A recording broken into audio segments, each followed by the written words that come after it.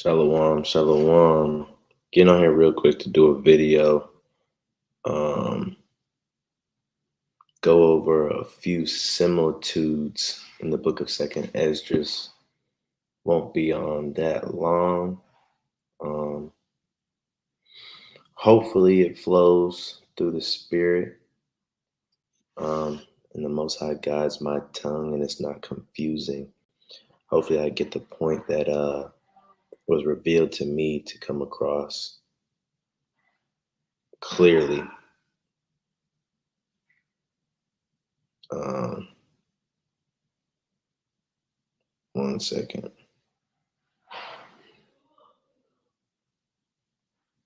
Let me see here. So, first and foremost, I want to give all glory, honor, and praise to the Most High God of Abraham, Isaac, and Jacob, whose name was switched to Israel, who sent his son, right? The Most High sent his son as an instrument of salvation for the nation, right? To give us salvation. Um, Shalom to all those that'll watch this video and get edified, to the cleavers and also to the chosen 12 tribes scattered abroad. First, going to get into this. Got a few places in Second Esdras I want to go over and kind of talk about this similitude of the mother's womb, right? So Second Esdras 4:40. It says, "So he answered me and said, Go thy way to a woman with child." Right. So if you read the book of Second Esdras at the beginning, Esdras is fasting. He's praying. He's getting um, an angel is coming to him on and off and answering some of the questions he has, because the questions that he has, he's not in any right to question the Most High God. So the angel's coming down to deal with his questions, right? So he answered me and said, Go thy way to a woman with child and ask of her when she hath fulfilled her 9 months, if her womb may keep the birth any longer within, right? And we all know the question to that, right? We all know the answer to that is no, right? She can't stop that baby from coming after its full term. That baby's coming. That water's breaking, right? Verse 41. Then said I, No, Lord, that can she not. And he said unto me, In the grave, the chambers of souls are like the womb of a woman. What does that mean? Let's keep reading. It says, For like as a woman that travaileth maketh haste to escape the necessities of travail, even so do these places haste to deliver those things that are committed unto them. Right? So, meaning everything is for a reason. Even when something as simple as rain evaporating and going into the clouds until the clouds are full and it falls down to the earth, the Most High God speaks to that. The Most High God speaks to an archer arching his bow, right? Bending his bow back. Little tiny things that happen in life, even a stream of a river, right? How a stream of a river starts out narrow and opens into an ocean, right? The Most High God uses similitudes with things that we see every day, things that we encounter every day, right? So he doesn't just make pointless things. He makes everything for his purpose and his plan, right? That's actually a good similitude. I could go into that another day. We can go into that another day when we want to talk about straight is the gate, right? Because um, that was a good similitude. I believe that's in Second Esdras as well, where he talks about those rivers and streams, how they're narrow, and you must go through something narrow to get to the broad kingdom, right? But anyway, it says, even so do these places haste to deliver those things that are committed unto them, right? Felt like this would be a good starting point for this video, just because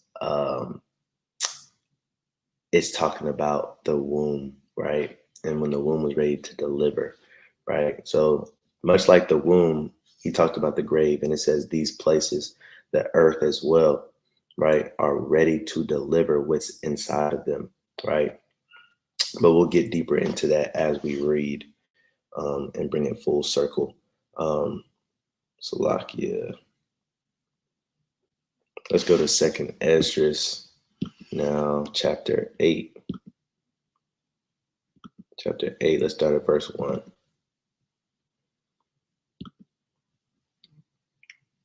It says, "And he answered me, saying, The Most High hath made this world for many, but the world to come for few, which we know that, many are called, but few are chosen," right? Saw a video the other day, and the person said, who cares if you were called? Who cares if you were chosen? Are you going to answer the call, right? Are you going to answer the call, even if you're being called? Because a lot of us is called, man, but a lot of us ain't going to answer that call, right? Verse 2, "I will tell thee a similitude, Esdras," right? That's why I said similitude earlier. The book of Second Esdras is full with similitudes and parables, right? But you can break them down if you have ears to hear and eyes to see, right? It says, "I will tell thee a similitude, Esdras, as when thou askest the earth, it shall say unto thee that it giveth much mold, whereof earthen vessels are made, but little dust that gold cometh of. Even so is the course of this present world," right? Shalom. Shalom, shalom. Can you hear me? Yes, you got a lot going on too. Your mic is picking up more than just your voice. Uh, Pecan, I will tell thee a similitude, Esdras, as when thou askest the earth, it shall say unto thee that it giveth much mold, right? Whereof earthen vessels are made, but little dust that gold cometh of. Even so is the course of this present world. So it's comparing the the salvation of people to the earth, right? Meaning you could find mold. If you go outside in a forest or a jungle, you could find mold and stuff on trees, and you could find algae and all this. You could find debris like that everywhere, but you can only find gold in certain places. Gold is hard to come by, which is why gold is so expensive, right? It's saying just like the earth can yield both these things, gold and mold, that's just like how salvation will be. Meaning, yeah, God made a lot of people. God created a lot of people. There's a lot of humans and families and nationalities in this world, right? But there's only a few pieces of gold that we'll be able to find in the end, right? So that's what that similitude is talking about, right? Let's go to verse 3. "There be many created, but few shall be saved," right? Many created, but few shall be saved. So that's what that means in a nutshell, right? Not everybody's going to be a piece of gold. Let's see here.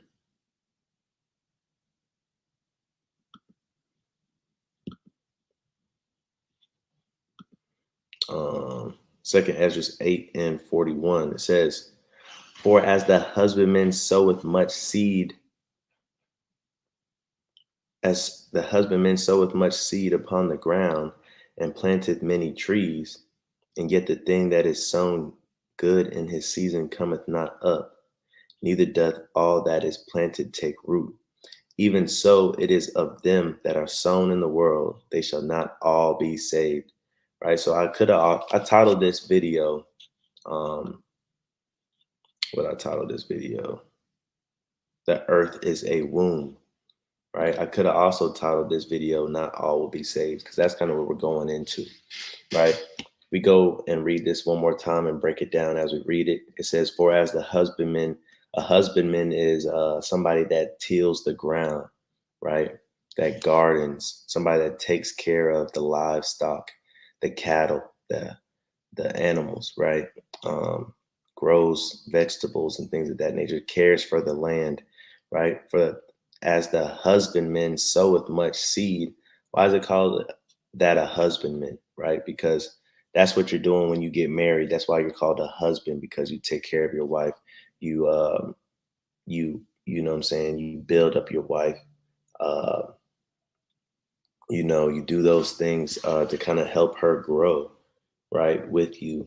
You take care of her just like you would take care of a farm or take care of animals, right? You would show that love and compassion, right?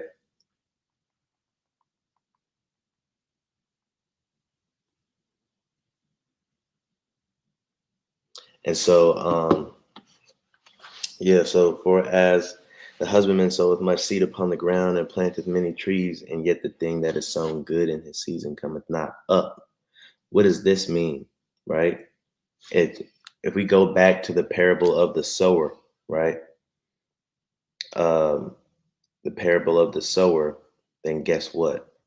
It's talking about a sower that plants seeds. Now we know some fall by the wayside. We know that some fall in the cracks and the crevices. We know that some get choked out by thorns. Some fall on bad ground. Some fall on good ground. But that seed that's being sown is good, right? So before the angel said this, Ezra was asking pretty much about God's people, like if we're supposed to be made in your image and we're supposed to be good, right? Why is it that you're going to destroy all of us? Why is it that we're in the hands of the enemy? Why is it that we are not prospering, right? Why is it that some of us, right, will see destruction? And the angels letting him know, just because that seed was good doesn't mean that it's always going to take root. You can plant. Just yesterday, through the spirit, I planted a bunch of seeds for my grass, right? Some of that grass seed might have landed on some red clay. It might not grow any grass. Some of it might have landed on some rocks. It might not take up root. Some of it might have landed on good ground and I might see grass pop up, right? So that's the same thing with this seed. Even though it's good seed, right, it might not take root. And that's what it's saying, right? It says, neither doth all that is planted take root, right? And a husbandman is going to know what takes root and what doesn't, right? What to spend your time on and what not to spend your time on, right? What to keep watering and what's it's going to be a waste of time, right? Um, so it says, even so is it of them that are sown in the world, they shall not all be saved. So not everybody's going to be saved. Just because the word is good, just because you taught somebody the truth doesn't mean that they're going to take root, doesn't mean that they're going to stay in the truth, right? Just because the word is good that you're giving to people, right? Just because people are acknowledging, oh, I am an Israelite, or just because people are acknowledging the truth because it's on social media, it's in the mouth of celebrities. Not everybody's going to be saved, right? There's a doctrine that's going around, right, where a lot of Israelites believe that everybody will be saved. Not everybody will be saved, right? And this is exactly what it's saying. They shall not all be saved. Meaning, not everybody's going to be in the kingdom, man. Just like we read, that gold, that's few and far in between. There's a lot of mold out here, but that gold, it's not a lot of it, right? Which makes it all the more precious. Second Ezra 8 and 42, it says, I answered then and said, if I have found grace, let me speak. Now Ezra is about to speak back to the angel, right? It says, like as the husbandman's seed perisheth, if it cometh not up, and receive not thy rain in due season, or if there come too much rain and corrupt it. Too much of anything will corrupt anything, right? But he's saying, just like this seed will do those things, like it's not, if it doesn't get rain, it's not gonna grow. Like if it hasn't been raining, it's been raining for about 3 days. So hopefully this grass I planted grows, right? But if it didn't rain and it was just hot weather, right, that grass isn't gonna grow, right? If I can say something too, man, it's all about withstanding the time, right? Enduring to the end. I watched a video not too long ago. The brother was harping on that enduring to the end. And the brother said, so are you saved? He said, well, I'm currently enduring right now. And he said, but have you endured to the end? The end is when you die or that time of salvation is coming, right? Just like the brother's going over, man, just like we're tried in the fire, just like we're Gold, a lot of us are gold plated, right? There's a difference between being solid gold and gold plated. They both look the same. But although that gold plated material may last a very, very long time, right? It might go through some storms and tribulations, right? At the end of the day, you're gonna start to see it fade. You're gonna start to see, that nickel or that stainless steel start to appear from the bottom over time. But that solid gold, man, you can wither it down as much as you want to. It's gonna be gold all the way through. Just like the brother brought up the last precept with the if the seed doesn't grow, right? You know, you can do everything right. You can make seem like you're doing the prerequisites and all that stuff right. But one thing about it is, man, we're gonna see the fruits of your labor at the end of the day. Because at the end of the day, when it's time to harvest, when it's time to reap, when it's time to see you bloom and blossom, if you haven't been blossoming, bruh, or if that nickel or that stainless steel starts to show, you know what I'm saying? We know what type of spirit you have. We know what type of work you put in. What's inside you is always going to come out. Truth. What's the infamous saying? The truth will always come to the light, right? But Con, con. Uh, things that are done in the dark will come to the light. Second Ezra 8:44. So Ezra is asking this question, right? And he's reminding the Most High God. Well, he don't need to remind the Most High God, but he's saying, look, those seeds, they need watering. And if there's too much water, then then they could become corrupt, right? Pretty much saying, hey, look, you got the power to to make these seeds right. You got the power to give the nourishment that these seeds need. Why don't you just give the nourishment they need, right? Verse 44 says, even so perisheth man also, which is formed with thy hands and is called thine own image. So right here, he's trying to remind the Most High God, hey, look, you made us in your image. Why are you going to destroy some of us, right? It says, because thou art like unto him, for whose sake thou hast made all things, and likened him unto the husbandman's seed, right? So Esdras is in a conundrum right now. He's like, man, why would you create us, right? Just to destroy some of us, right? Which a lot of us, we have that question as well, right? A lot of us, we'll come with questions of why would he put the tree in the garden, and if he didn't want Adam to eat it, and things of this nature, right? Right? He gave Adam the broad, and Second Ezra talks about this too. He gave Adam the broad and told him not to go to the narrow. And because of that, Adam went to the narrow, right?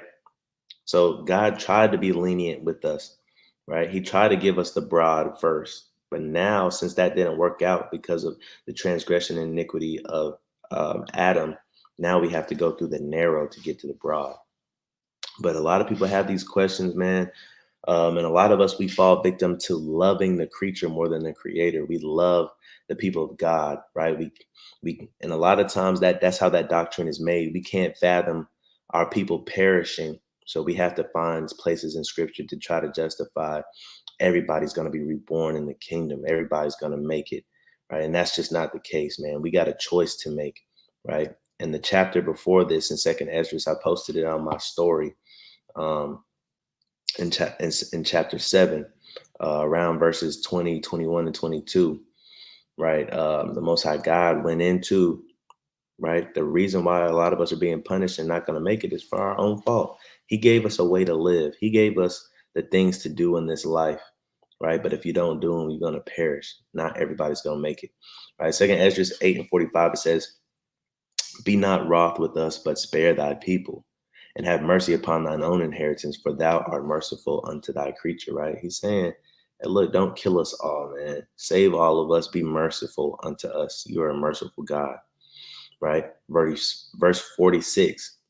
Then answered he me and said, things present are for the present, and things to come, and things to cometh for such as be to come. Pretty much telling Ezra, hey, look, stay in your lane. Don't worry about stuff that is above you, right?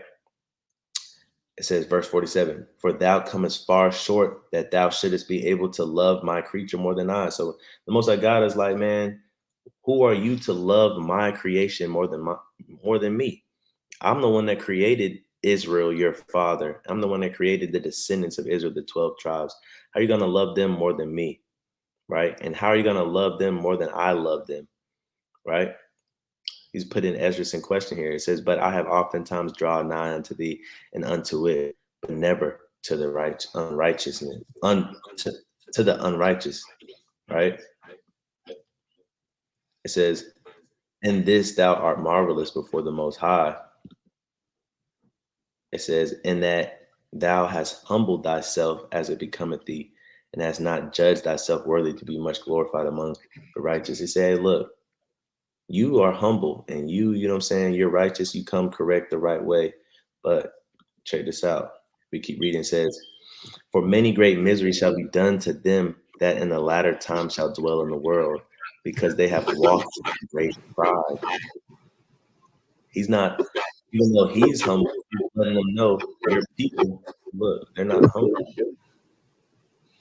They're not humble, right? So not everybody gonna make it.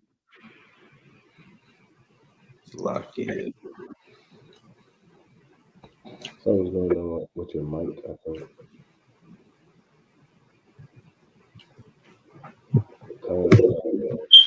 It kind of reminds me of, back when we were sentenced to judgment under Nebuchadnezzar. And we were supposed to take that on the chin, man, and submit to Nebuchadnezzar.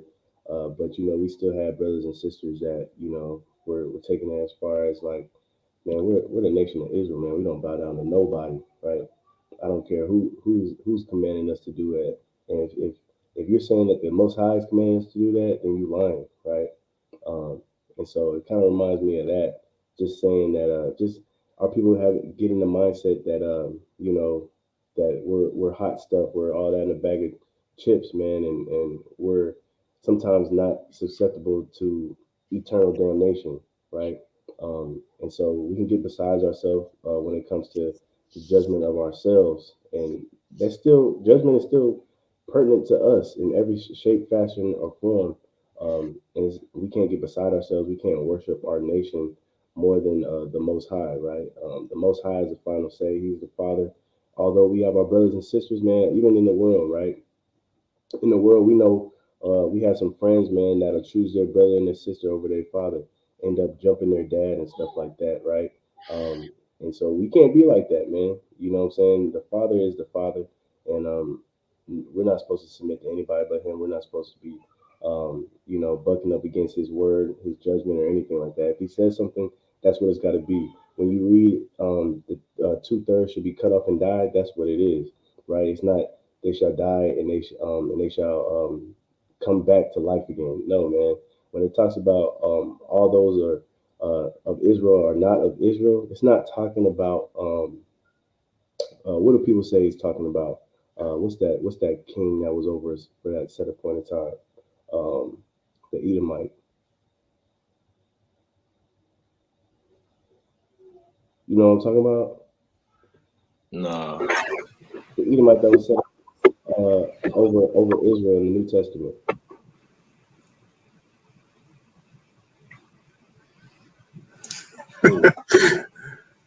It ain't coming to my brain either. Hold on. Start with an H, I think. Herod. Yeah, Herod. Some people would say that scripture where it talks about not all Israel is talking about Herod trying to make an effort to save the wicked of our nation, right? No, that is talking about the wicked of our nation. Not everybody that calls themselves Israel are truly Israelites, because what does it mean to be a true Israelite? To keep these law, statutes, commands, be obedient, right? If you're not, you're not true Israel, right? It's not talking about the Edomites that were sprinkled among us, the mixed multitude. It's not talking about none of that. It's talking about our people. And once we realize that, I think we'll be at a whole lot more genuine state when it comes to our actions. But Khan, I yield. And Second Esdras was kind of cut by his own words, saying that that husbandman's seed, if it has too much water or too much rain, it's corrupt. The Most High God is constantly giving us as the as the women would say, words of affirmation, right? And he's constantly telling us how great we are and how he loves us and things of this nature. And that can puff up our head to where we think that we just automatically have salvation sometimes. And the Most High God he had to tell Ezra, say, look, not everybody gonna make it, my boy. You know, not everybody is gonna be fit for the kingdom just because it's good seed, right? Just because good seed was sown into the earth doesn't mean that all that good seed is going to be planted, rooted, and yield fruit, right? Second Ezra 5:48, it says, then said he unto me, even so have I given the womb of the earth to those that be sown in it in their times, right?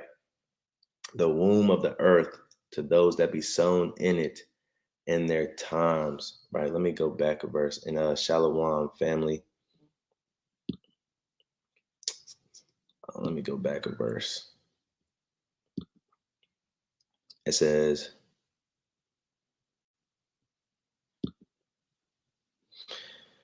verse 46, and he said unto me, ask the womb of a woman, and say unto her, if thou bringest forth children, why dost thou it not together, but one after another? Pray her, therefore, to bring forth 10 children at once.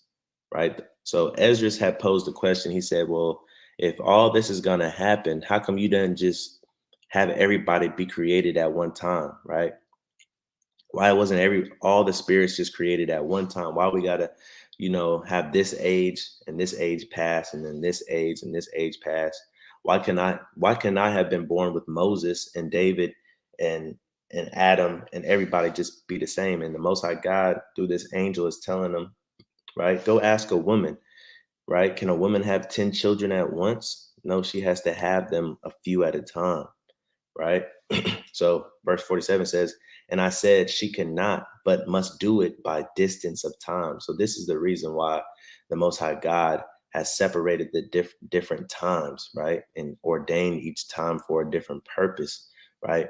And he's comparing the womb, right? Comparing the womb or comparing the earth to a womb, right? Finna get into that real quick. It says,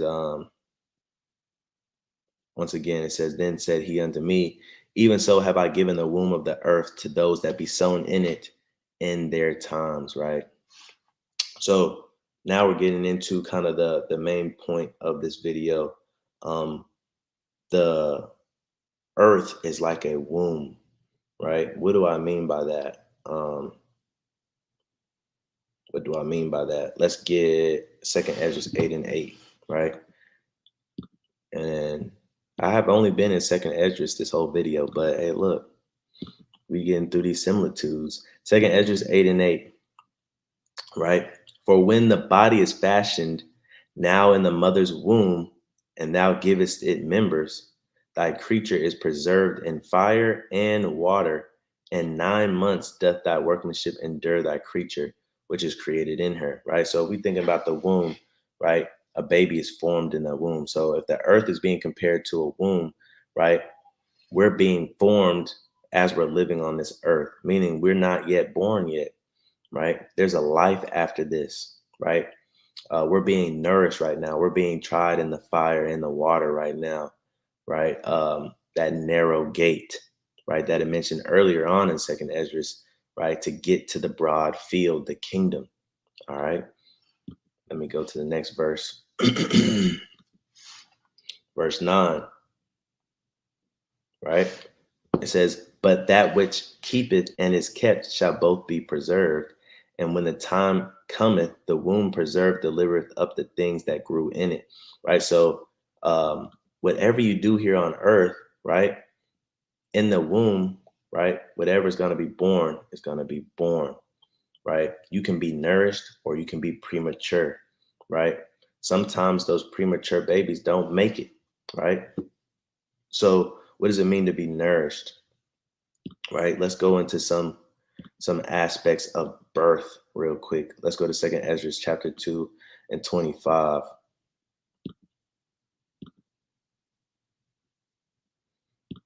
Right.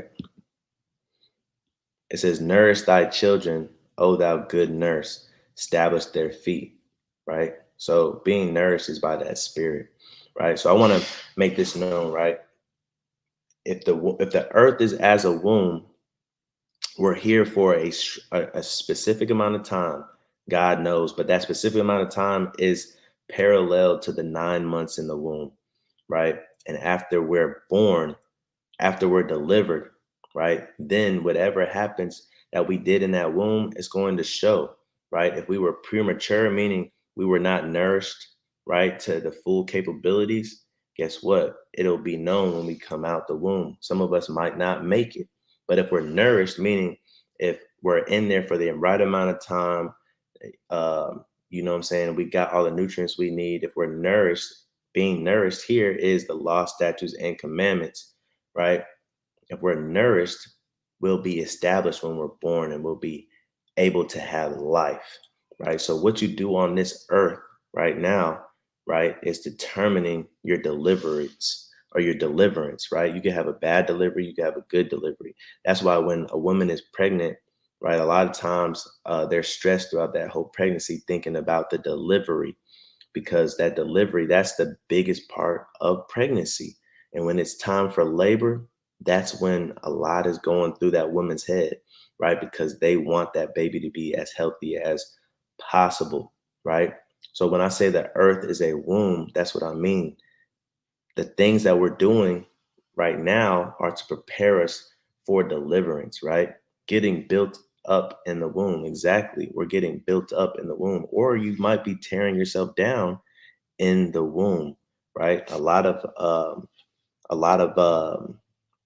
people that will be on drugs and things of that nature, or you know what I'm saying, they might end up hurting their baby in the womb and might have a miscarriage, right? You might do some things that you didn't know that you shouldn't be doing during the pregnancy, and that might hurt you. And that's the same as with scripture, right? A lot of us are doing a lot of sins in ignorance, right? You might not know, right? But it will still affect you in the end. That's why it says, my people perish for a lack of knowledge, right? So I just want to encourage y'all to understand, even when you go into the book of James, right? It compares sin as being conceived, right? Right? At first you have that lust, right? That's in your head, but that sin is that lust being conceived, meaning it's formed, and then you birth it, right? So the earth is a womb, meaning you got to worry about your nourishment while you're here on earth. That's the purpose of earth, right? Can I, Right. yeah, I was gonna say, Salaki, can I pull a preset real quick before you close it on down? Con. Wisdom of Wait, did you already go ahead? Wisdom of Solomon 7? Mm-mm. Okay, Khan. Go to Wisdom of Solomon if you could. Babaka Shah, go to Wisdom of Solomon 7 and start at verse number 3. Con. Wisdom of Solomon 7:3. And when I was born, I drew in the common air and fell upon the earth, which is of like nature. And the first voice which I uttered was crying, as all others do.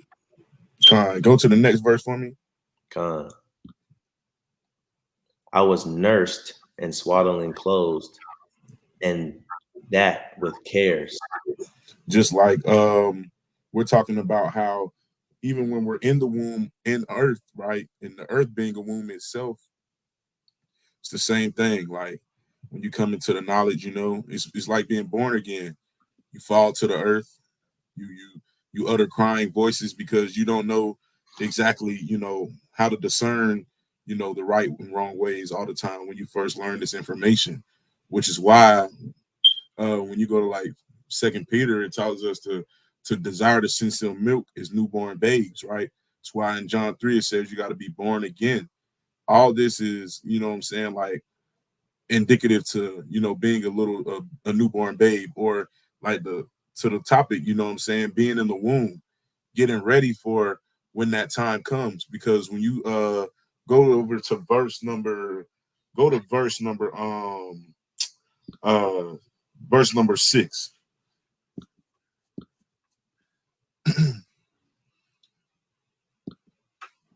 verse number 6, right? It says, "For all men have one interest into life, and the light going out." Right? Everybody comes in the same way. Everybody's going to leave the same way. Nobody has it different. So, with that being said, with the earth being a womb, it's important that we got to remember that, hey, all of this is getting built up. Like the brother put in the comment section, he said, getting built up in the womb. All this means is that in this time, we should be taking advantage of the opportunities that are presented to us, like the lessons that we should learn, fleeing from sin, fleeing from fornication, fleeing from idolatry, learning how to keep the commandments through and through, like the brother Danal mentioned earlier, because all that are of Israel are not of Israel. And we just got to do a better job at, what I'm saying, of taking it more seriously, in a sense, like following after these commandments a lot more with our heart. Right? They said, set your heart aright and constantly endure, make not haste in the time of trouble. But Khan, how you? Con, man, mighty point. And yeah, man, like both the brothers are saying, right? We gotta be mindful of the things that we do on the earth, and the main objective of this video is to edify you on the things that take place on this earth, right? Keeping the Sabbath, little tiny things, keeping the dietary law, little tiny things, charity, alms, little tiny thing, keeping the fruits of the spirit. We got to remember to do these things while we're here on this earth. Even though things are going to try us, we're going to be tempted, right? We got to be able to stay nourished for these 9 months that we're here on earth. So that way, when we have our deliverance and we're being delivered, that way we'll have life, right?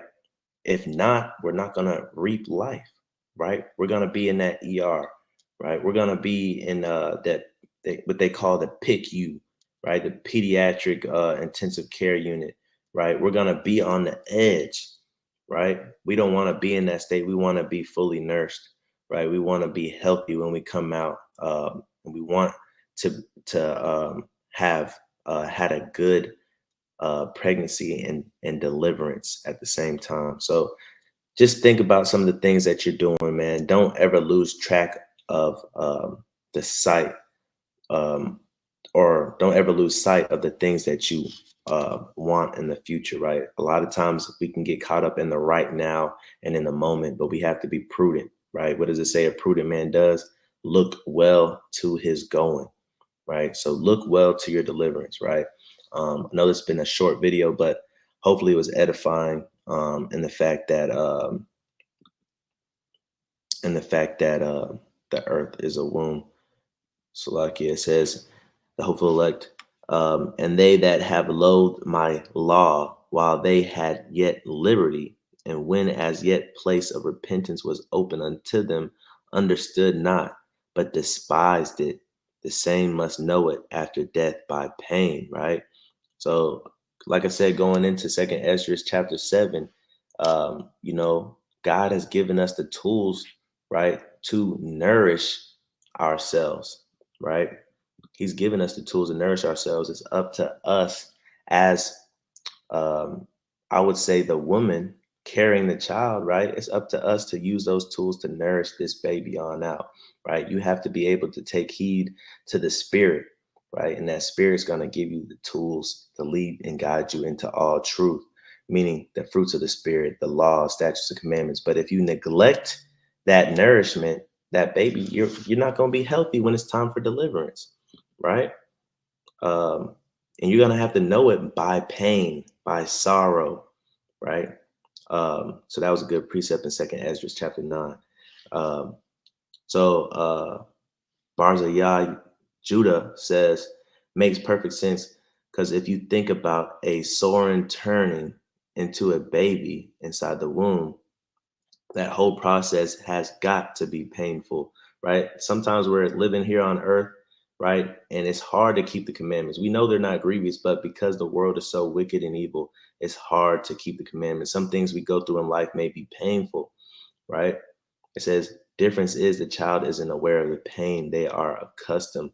But once you're in this truth, man, we say it all the time. Once you get in this truth and start going, guess what? It kind of becomes second nature.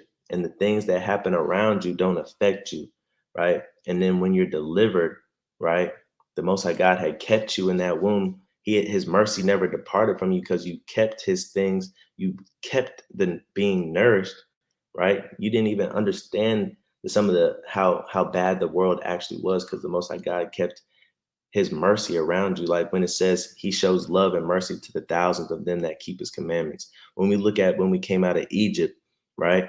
Nobody was hurt, right? We went over a precept the other day when we was in Florida, right? The weakest of us are gonna be like King David, right? So the Most High God gonna take care of us, right? Even when the world is crazy around them, right? We'll kind of be accustomed to it to where it's almost like it's not happening, right? Salakia put a precept out here too. 2 Corinthians 4:17 through 18. For our light affliction, which is but for a moment, worketh for us far more exceeding an eternal weight of glory. Come on, man. Like I said, these 9 months, this delivery. But guess what? Once that baby's delivered, all the pain from that labor is forgotten, right? Once that labor has happened and all the screaming has passed and the baby is being held, once it came out a healthy baby, all that pain has been forgotten, right? So temporary pain, man, we can endure it for a time and then joy comes in the morning, right? But I said, just like a caterpillar turning into a butterfly, right? We go through that ugly stage of being a caterpillar, but one day we're going to get them wings and be beautiful, right? So anyway, like I said, man, it's a short video. Hope it was edifying and hope it wasn't too all over the place. But Khan, man, the earth is a womb. So hey, be nourished and take this time to do the things you need to do for a healthy delivery. But with that, I'm gonna say shalom.